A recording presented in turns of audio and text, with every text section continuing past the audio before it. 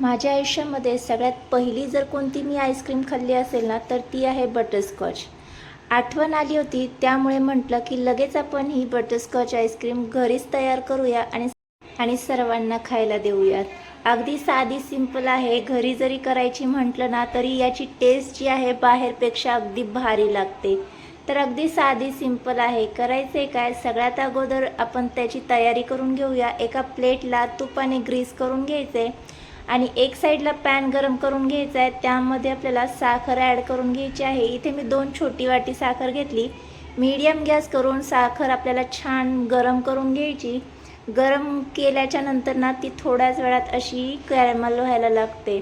तर या पद्धतीने कॅरमल व्हायला लागली की यामध्ये 1 चमचा इतकं बटर ॲड करून घ्यायचे. छान मिक्स करून घ्यायचे आणि ही साखर आपल्याला पूर्णपणे वितळून घ्यायची आहे, म्हणजे याचं कॅरमल तयार करून घ्यायचं आहे.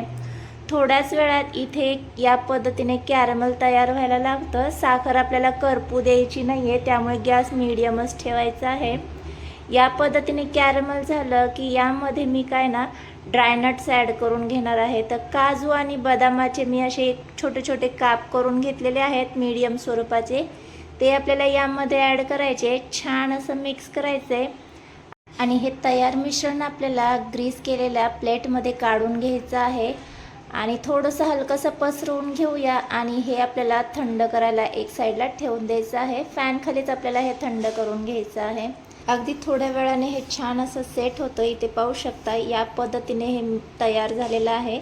तर हे जे आपण बटरस्कॉचवरती टॉपिंग करतो ना किंवा आतमध्ये घालून घेतो ना, ते आहे. तर याचे आपल्याला छोटे छोटे तुकडे करून घ्यायचे. तर इथे मी ना लाटण्यानेच तुकडे करून घेते. तुम्हाला हवं तर एखाद्या पिशवीमध्ये घालूनही तुम्ही ह्याचे तुकडे करून घेऊ शकता. अगदी बारीक असे तुकडे करायचे नाही आहेत. आता ते साईडला ठेवून देऊया आणि दुसऱ्या साईडला आपण एक भांडं घ्यायचं आहे. त्यामध्ये व्हिप्ड क्रीम काढून घ्यायची आहे आणि ही छान आपल्याला ब्लेंड करून घ्यायची आहे, जोपर्यंत याचं व्हॉल्यूम जे आहे ते डबल होत नाही. तर इथे पाहू शकता या पद्धतीने आपली क्रीम व्हिप्ड झाली की यामध्ये आपण घरीच तयार केलेला जो आईस्क्रीम बेस आहे तो ॲड करून घ्यायचा आहे. तर याचा डिटेल व्हिडिओ मी अगोदरच्या व्हिडिओमध्ये ॲड केलेला आहे, तिथे तुम्ही पाहू शकता. आणि घरीच तयार केलेलं कंडेन्स मिल्क देखील मी यामध्ये ॲड करून घेतलं आहे. यामध्येच आपल्याला आपण जे ड्रायनट्स आणि साखरेचं मिश्रण तयार केलं होतं ते ॲड करून घ्यायचं आहे आणि इथे घरीच तयार केलेलं कस्टर्ड देखील मी ॲड करून घेतलेलं आहे. छान एकजीव करून घ्यायचं आहे. इथे तुम्हाला कस्टर्ड वापरायचं नसेल ना, तर बटरस्कॉच इसेन्स देखील वापरू शकता.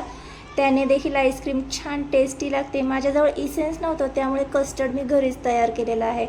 एक 2-3 सेकंद छान असं ब्लेंड करून घ्यायचं. इथे पाहू शकता अगदी झटपट अशी आपली बटरस्कॉच आईस्क्रीम इथे तयार झालेली आहे. आता काय, एअरटाईट कंटेनरमध्ये आपण ॲड करून घेऊया आणि एकसारखं करून घ्यायचं आहे. आणि आपण जे ड्रायनट्सचं मिश्रण तयार केलं होतं साखरेचं आणि ड्रायनट्सचं, ते यावर तासासाठी किंवा ओव्हरनाईट याला फ्रीझरमध्ये ठेवून द्यायचं आहे. तर इथे पाहू शकता दुसऱ्या दिवशी आपण हे आईस्क्रीम काढून सर्व करून घेऊया. इथे पाहू शकता खूप सुंदर पद्धतीने आईस्क्रीम सेट झालेला आहे. आता आपण काढून घेऊया. इथे तुमच्या लक्षात येत असेल अगदी क्रीमी असं आपलं इथे बटरस्कॉच आईस्क्रीम तयार झालेलं आहे. तर इथं पाहिलं असेल तुम्ही अगदी साध्या सोप्या पद्धतीने मी आणि घरच्या साहित्यामध्ये आईस्क्रीम कसं तयार करायचं त्याचा व्हिडिओ तुमच्यासोबत शेअर केलेला आहे. तुम्हाला देखील बटरस्कॉच आईस्क्रीम आवडत असेल तर या पद्धतीने तुम्ही एकदा बटरस्कॉच आईस्क्रीम घरगुती पद्धतीने नक्की ट्राय करा. अगदी बाहेर मिळते ना तशीच्या तशी परफेक्ट झालेली आहे. थोडेसे ड्रायनट्सचे जे कॅरमल आपण तयार केलं होतं ते गार्निशिंग करून घेऊया आणि मस्त इथे आपली थंडगार अशी आईस्क्रीम सर्व करून झालेली आहे.